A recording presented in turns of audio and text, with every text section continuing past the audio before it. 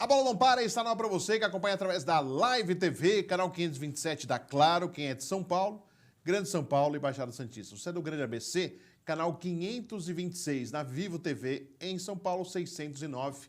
Live TV também no Instagram, Live TV SP, no YouTube, Live TV São Paulo. Tá lá no YouTube, se inscreva no meu canal, canal do Fred Júnior.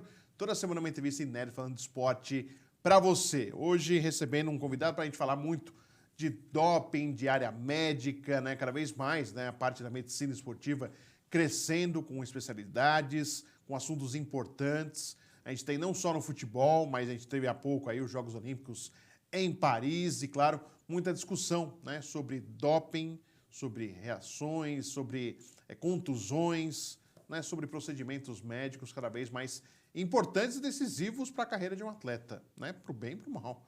Então a gente vai falar a respeito disso com o doutor Bernardino Santi, que é nosso convidado aqui do A Bola Não Para, que é ortopedista, mas muito ligado ao esporte olímpico, ao futebol. Com esse doutor Bernardino trabalhando no futebol, né? E ele gentilmente vindo aqui ao A Bola Não Para. Doutor Bernardino, prazer recebê-lo aqui, tudo bem? Tudo bem, Fred Júnior, prazer estar aqui, agradeço demais o convite, sempre é bom falar de esporte, falar daquilo que a gente conhece em relação à área da medicina do esporte. E vamos lá, vamos responder aquilo que você precisa saber ou gostaria de saber. E então, não só eu, achei um assunto em geral, que é realmente assuntos que movimentam todo o público que está assistindo a gente agora. Doutor Bernardino, antes disso, quanto tempo já na área da medicina esportiva? Doutor Bom, eu sou médico, vou fazer agora 41 anos de formado como médico. 41 anos. E na área da medicina do esporte, eu estou desde 90 praticamente, porque, bom, eu sou do esporte desde os 5 anos de idade. Comecei a treinar judô com 5 anos de idade, e aí depois eu comecei a participar de outros esportes. Eu tive um professor chamado Pedrão, que foi o técnico do João do Pulo, ele foi o nosso professor de educação física numa escola pública, e ele falava assim, ó, futebol todo mundo joga, vocês vão fazer outras coisas. Então a gente aprendeu a jogar handball, basquetebol, voleibol, fazia atletismo, fazia o revezamento. Enfim, ele nos deu a base do esporte e a gente aprendeu a gostar. E de quebra, como eu não sabia jogar futebol na linha, acabei jogando de goleiro, né? Aquele que não sabe jogar vai de goleiro. E eu posso dizer que eu me dei relativamente bem. Acabei jogando na seleção da faculdade, algumas competições aí quando jovem. Enfim, sempre fazendo parte de alguma coisa do esporte. Depois entrei na faculdade de medicina. E aí, quando chegou lá pelo terceiro, quarto ano, eu comecei a pensar em qual especialidade eu faria. Eu queria fazer alguma coisa cirúrgica e ligada de preferência ao esporte, né? Então, medicina e esporte sempre foram minhas paixões, né? E aí eu acabei optando pela traumatologia. Depois fui fazer a pós-graduação em medicina do esporte, mestrado em controle antidoping. E desde 90 eu entrei na área de medicina do esporte, fui convidado concomitantemente para trabalhar no Juventus, ali da Moca. No Moleque Travesso. No Moleque Travesso. E também eu comecei a trabalhar nos projetos e nas missões olímpicas ligadas ao boxe e, posteriormente, às artes olímpicas, às artes marciais olímpicas, a partir de 91. Então, eu já tenho mais de 30 anos aí nessa rodagem, né? E, graças a Deus, consegui fazer bastante coisa na minha área, na minha profissão. Eu posso me sinto bastante realizado em relação. E as pessoas ainda continuam me convidando para as coisas, para trabalhar, para orientar, para fazer consultorias, né?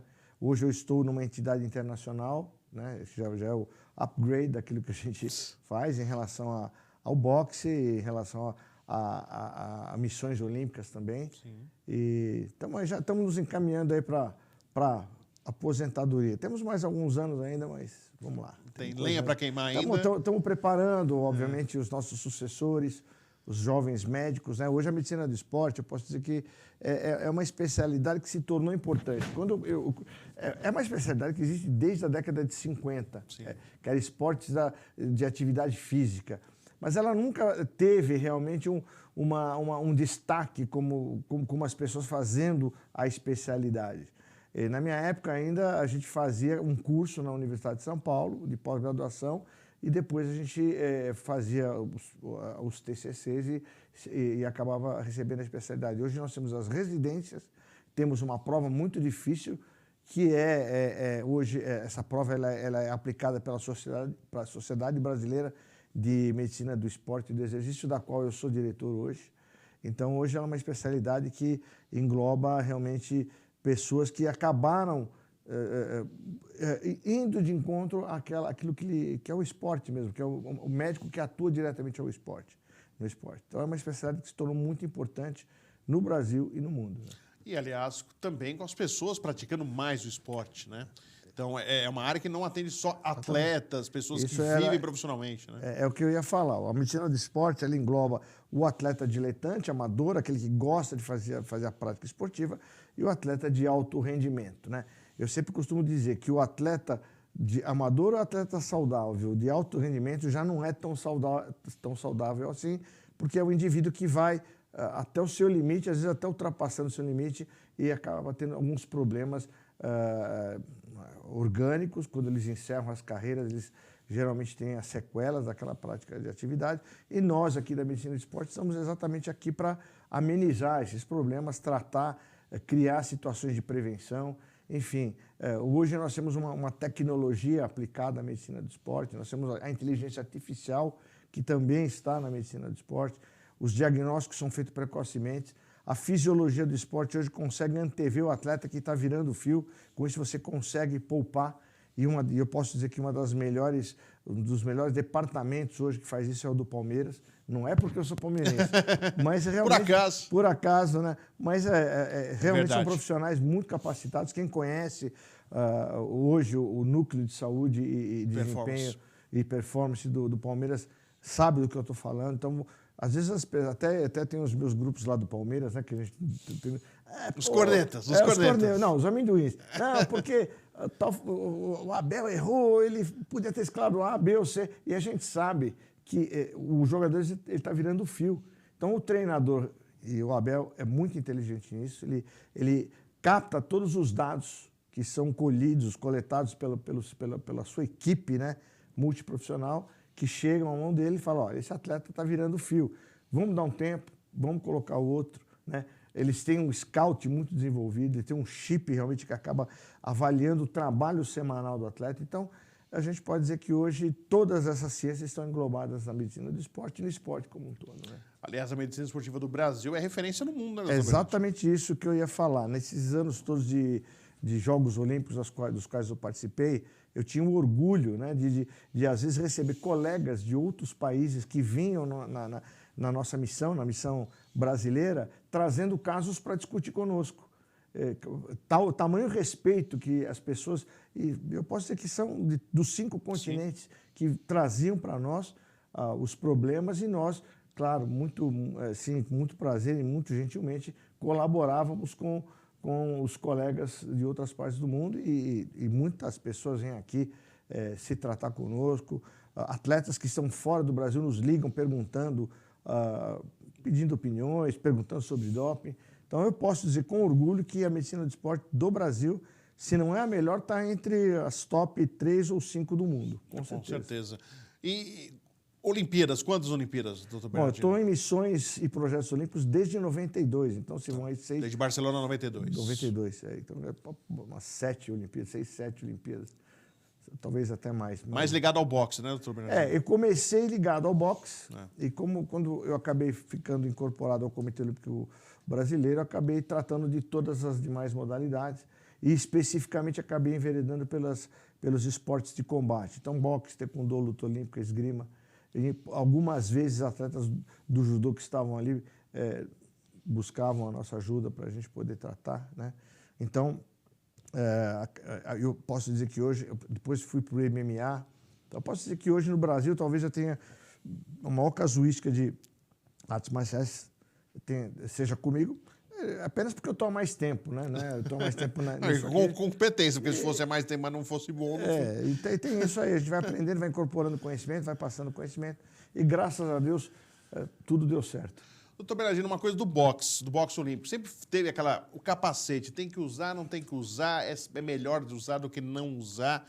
Qual é a opinião a respeito? O que o senhor já ouviu? Qual é a opinião a respeito do capacete nos Jogos Olímpicos? Boa pergunta. Eu participei de jogos com e sem capacete. As pessoas acham que o capacete protege o cérebro. Não, o capacete não é para isso. Aliás, o cérebro não tem como você usar uma armadura, né? Ele está dentro de um container rígido, que é o crânio, e, portanto, qualquer movimento mais forte, o cérebro ele faz o seu movimento, aquele chacoalho dentro da cabeça. Então, a única forma de você evitar isso é o treinamento, a esquiva, o treinamento constante. E, aliás, para quem conhece boxe, sabe o quanto é difícil acertar o adversário. Verdade. Porque a esquiva é muito eficiente. Então, para o cérebro, não é o capacete. O capacete é utilizado para diminuir o número de cortes. Tá. Se você for perceber, e as estatísticas estão aí para mostrar, quando você tinha o uso do capacete, o número de cortes caía substancialmente. Quando você retirou o capacete, como foi agora o que aconteceu em Londres, você aí tem um aumento substancial do número de cortes. E aí o que você faz? É aí que entra a figura do médico do esporte, porque essa foi uma discussão que nós tivemos entre os médicos do mundo todo e depois com os nossos treinadores. É mudar a postura do atleta lutar. Então, quando você está com o capacete, o atleta ele faz um combate muito mais próximo. Sim. Porque ele está com o capacete. Quando ele está sem o capacete, ele faz um combate muito mais distante. Ele se protege mais. Protege mais e, obviamente, o ataque é muito mais... até menos eficiente, porque você está mais distante. Sim. Né? E você tem, obviamente, uma redução do número de cortes. Porque os cortes também podem causar problemas no sentido do sangramento intenso, enfim, tirar o atleta da competição, da luta seguinte. Então, o objetivo do capacete é simplesmente... os cortes, para que as mulheres usam com capacete. Sim. Né? Até a mulher tem aquele a mais, que é a estética, né? Enfim, a gente entende. Cuidado maior. Um cuidado maior. Os juniores e os cadetes também. Então, é só o principal, o adulto masculino, é que combate sem o capacete. Uma outra discussão em relação ao boxe, se vai ou não vai continuar na próxima Olimpíada em Los Angeles, né? É uma discussão muito grande. Boa pergunta, Fred. Para que as pessoas entendam o que aconteceu. Eu fui médico da IBA, da International Sim. Boxing Association, por muitos anos, né? Por décadas até, eu diria. E, em determinado momento, houve um problema muito sério no compliance, na parte financeira. Tivemos um problema político, porque o presidente da IBA é russo, e aí nós tivemos o problema da guerra. Houve uma pressão por parte do Comitê Olímpico Internacional para que as federações impeachassem o presidente russo e pusessem outro presidente. Isso não foi acatado e a gente entende que existe aí todo um problema de dinheiro muito grande. O presidente da IBA é um multibilionário russo que é dono de fornecimento de gás. Então, muitos países do mundo dependem desse dinheiro. Então, obviamente, houve aí uma cisão. Aí o que se fez? A maioria, assim, 40 e poucos países saíram da IBA para formar uma nova entidade, o World Boxing Association, da qual eu faço parte hoje. Eu fui convidado para fazer isso, né? Só que o que acontece? Para você ser filiado ao Comitê Olímpico Internacional, você precisa de 50 países. Sim. E nós não temos ainda. Então, como o boxe não poderia ficar de fora dos jogos por ser um esporte tradicional, muito tradicional. Imagina sem boxe. Então, o Comitê Olímpico Internacional pegou a organização para si, né? Então, eles formaram uma unidade que seria a unidade organizadora do boxe pelo Comitê Olímpico Internacional, que no final era composto por 80% de pessoas que vieram do boxe, que entendiam de boxe, só que estavam sob o comando do Comitê Olímpico Internacional. Então, o Comitê Olímpico Internacional acabou ditando as regras, os pré-olímpicos e toda aquela formação dos que iam competir. Esperamos, isso deverá acontecer, que em Los Angeles a World Boxing já esteja sob o guarda-chuva do Comitê Olímpico Internacional e aí, a partir daí, a organização será dessa nova entidade.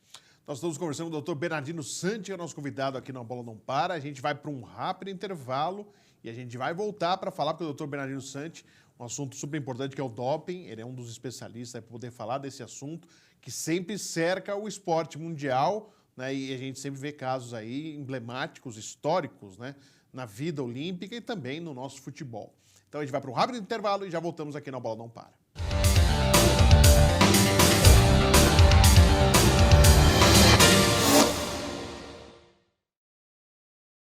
O intervalo tá aí, mas não sai. Já vai ter o segundo bloco, continuidade da entrevista. Mais 2 recadinhos rapidinhos para você. Seja membro aí do A Bola Não Para, né? Você já deu o seu like? Não deu? Dá o like aí. Já se inscreveu? Se inscreva aí e seja membro. Ao lado da inscrição tem lá, seja membro. Clica lá, tem 2 possibilidades para você poder aí ser membro e ter informações exclusivas do A Bola Não Para e também aqui do Fred Júnior. Tá legal? Vou ficar muito feliz você se tornando membro do canal. Além disso, vou deixar na descrição também o link para o meu grupo de WhatsApp. Você pode aí participar do meu grupo de WhatsApp para exatamente saber informações antecipadas do que vai ao ar no A Bola Não Para. Beleza? Conto com você. Quem quiser apoiar, patrocinar o A Bola Não Para, tá aqui esse e-mail aqui para você também conversar comigo. Agradeço. Vamos para o segundo bloco? Tô esperando você.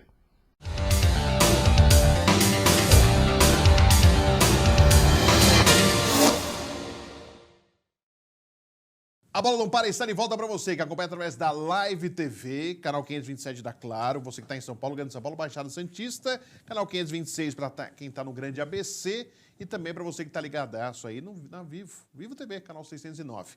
Tem também o Instagram Live TV SP, YouTube Live TV São Paulo e meu YouTube, canal do Fred Júnior, se inscreva lá. Estou esperando você para acompanhar uma Bola Não Para, toda semana uma entrevista inédita falando de esporte. Para você, receber o Dr. Bernardino Santi, médico, né, experiente, já viu muita coisa acontecer em todas as modalidades, no futebol, no boxe, como ele citou, em outras modalidades esportivas olímpicas. O Bernardino Santi é uma das referências aí, quando a gente tem que falar também desse tema que a gente vai começar agora, doping. Dr. Bernardino Santi, você foi para esse lado também, né? O senhor foi para o lado do doping, no sentido de buscar informações, de buscar conhecimento do doping. Hoje a gente tem um cerco muito maior, né? Agora tem os testes de surpresa que acontecem, vão pegando aí alguns casos também importantes. Gostaria que o senhor falasse um pouquinho desse trabalho feito para ser o esporte limpo mesmo, porque o doping realmente é algo que mancha a imagem daquilo que a gente fala como o esporte. A gente sabe que o esporte de alto rendimento não é saúde, mas a imagem vendida é que seria saudável o esporte. E o doping é uma trapaça para você ter um desempenho esportivo melhor. Olha, é claro que quando você faz a especialidade em medicina do esporte, um dos tópicos que o médico do esporte não precisa dominar, mas ele tem que ter um conhecimento importante, é o controle antidopagem, porque ele vai estar lidando com atletas, vai medicar esse atleta, enfim, ele vai estar em várias situações em que o atleta pode acabar se envolvendo acidentalmente ou propositalmente num problema de doping, né? Eu posso dizer que o doping existe desde os primórdios, né? Eu até costumo brincar no início das minhas aulas que o primeiro caso de doping foi quando a Eva deu a maçã para Adão. Foi o primeiro caso de doping da humanidade. E a partir de então, as pessoas, os próprios atletas da antiga Olimpíada usavam chás de cogumelo, usavam unguento, passavam óleo no corpo para que escorregasse durante a luta, enfim, vários artifícios eram utilizados. Então, isso não é novo, né? Aí, a partir dos jogos modernos, havia um uso escancarado de vários tipos de estimulantes, esteroides, etc. Aí houve a mistura da política, infelizmente, na ditadura alemã, da Olimpíada de 36, ela tentou usar o esporte como propaganda política. Depois daquilo veio a polarização socialismo-capitalismo, em que principalmente os países do bloco socialista se utilizavam desse artifício do doping para ganhar competição, para provar a supremacia do sistema econômico-político de um em relação ao outro.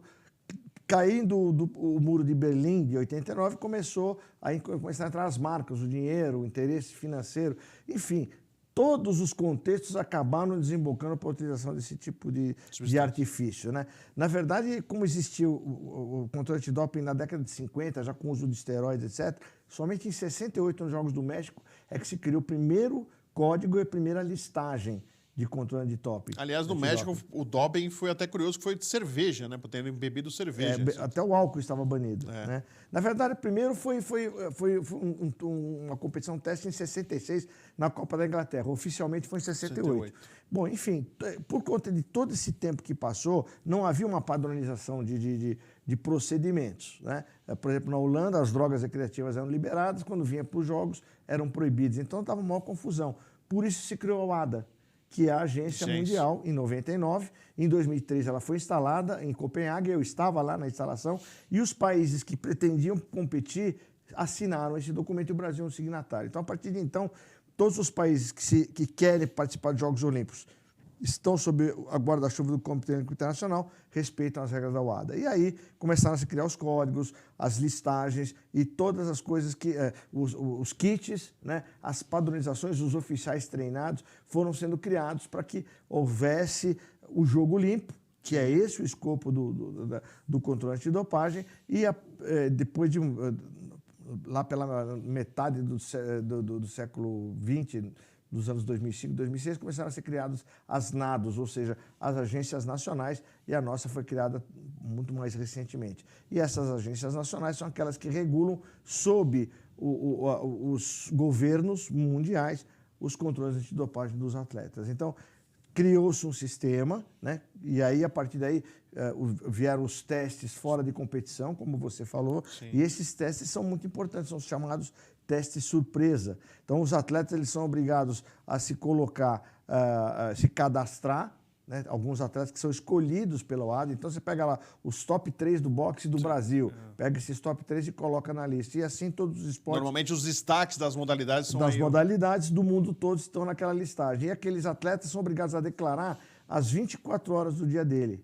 Onde ele vai estar em tal lugar, fazendo o quê, vai estar fazendo uma entrevista no Fred Júnior, enfim, naquele pode tal ter dia, um cara aqui pode para aparecer um na porta aí e falar, ó, para ver se está. Se o atleta não estiver onde ele referiu, é uma falta. Ele tem direito a 3 faltas, e aí, a partir daí, isso é mandado para o tribunal. Enfim, o atleta ele tem que ser profissional e consciente daquilo que ele está fazendo, porque realmente hoje os controles são muito rigorosos.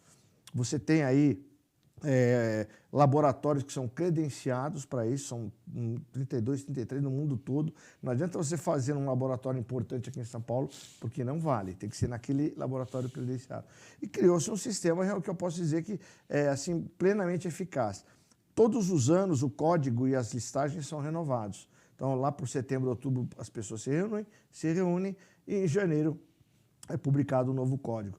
E todo ano tem o congresso da UADA, que geralmente é em Lausanne. Em março do próximo ano nós teremos um congresso, eu estarei nesse congresso, que é quando nós revisamos algumas substâncias, revisamos alguns procedimentos, porque existe também o compliance, existem regras a serem seguidas, enfim, tudo isso vem para trazer justeza nos jogos, porque infelizmente você tem o bom e o ruim sempre em todas as atividades humanas, né?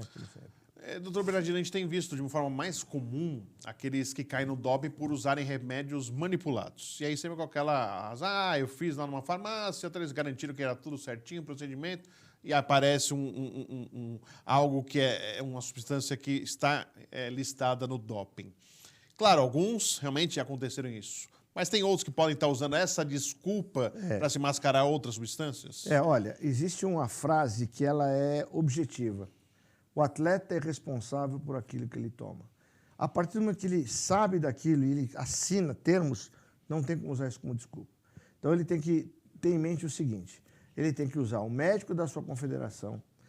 Se ele não usar um médico da sua confederação ou for um médico seu, ele tem que comunicar os medicamentos que lhe foram prescritos.